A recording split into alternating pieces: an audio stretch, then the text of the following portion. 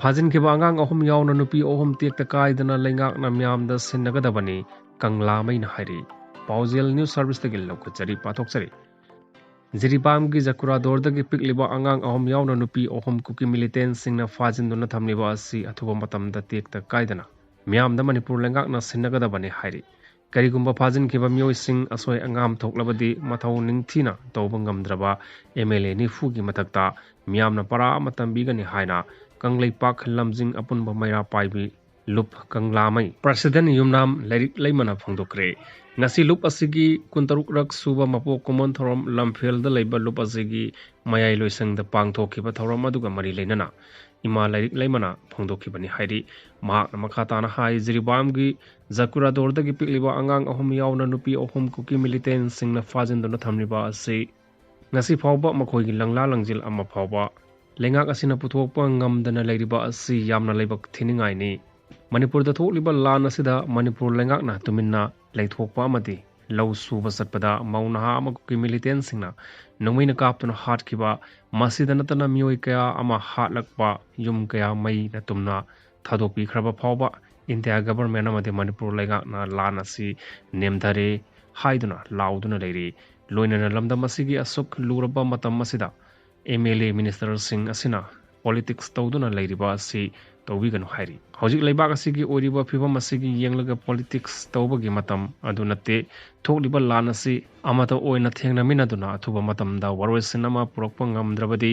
asauba para ama tambiragani hainaso phongdoki makhatana kangla pause dagi lokhotchage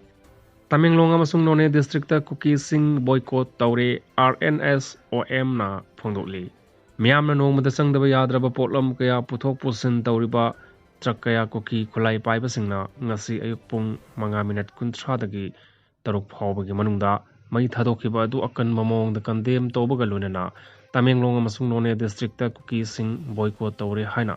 Rongmai Naga Students Organization Manipur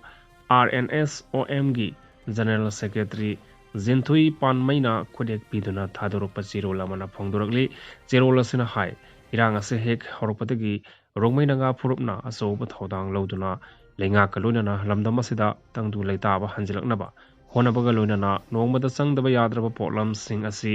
leptana phanghanaba honaduna lakpani Masigidamakta Rongmai miyamna National Highway 37 da pot puba amadi ahangba truck sing asi ayet apon yaudana satpa yanaba honabiu haiduna Jiribam police ta thengkhang kayarak haikhiba leire madugi matung ina Jiribam Tamenglong amadi None district ki marakta security escort pibuga loinana truck sing asi mathau tawlakhibani Manipur lengakna security convoy piduna petroleum products sing amadi nongmada sangdaba yadraba potlam sing puba truck sing asoi angam yaudana mathau tawlakpa adugidamakta thagalakli Adumoina makuki khulai paiba singna truck mai thadoktuna manghan khiba asidi truck sing adu khaktada attack chathaba natte amadi Naga Singh district khudingmakta leiriba miyamda chatharakpa attack ni haina lawi kuki khulai paiba sing aduna truck registration number MN05 C3992 amasung AS 113577 da